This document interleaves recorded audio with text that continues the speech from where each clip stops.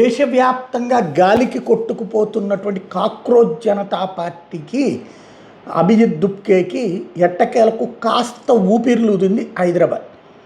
దేశ వ్యతిరేక శక్తులు, జాతి వ్యతిరేక శక్తులు, హిందుత్వ వ్యతిరేక శక్తులు, మోడీ ద్వేష శక్తులు, వామపక్ష భావజాల విప్లవవాద శక్తులు జర్నలిస్టుల ముసుగులో, మేధావుల ముసుగులో అరాచకాలు చేయడానికి, బహిరంగ ప్రకటనలు చేయడానికి వేదికగా నిలుస్తూ ఉన్నటువంటి వాళ్ళు ఇక్కడ జరిగినటువంటి కార్యక్రమానికి మాత్రం కొద్దిగా వచ్చారు. అలాగని ఇక్కడ కూడా లక్షల్లో ఏమీ రాలేదు, వేలల్లో కూడా ఏం రాలేదు, వందలలో వచ్చారు.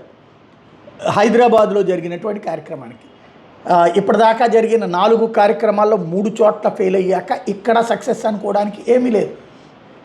ఒక ఢిల్లీలో ఒక జంతర్ మంతర్ దగ్గరనే ఉన్నటువంటి తరహాలోనే వచ్చారు.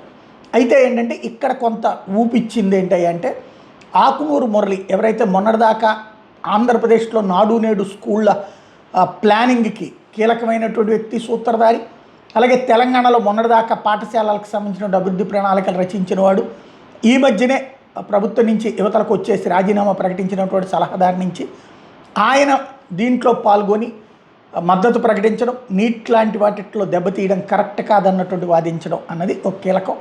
అదే సందర్భంలో హైదరాబాదులో కాస్త ప్రశాంతత దక్కింది అభిజిత్ దుప్కేకి.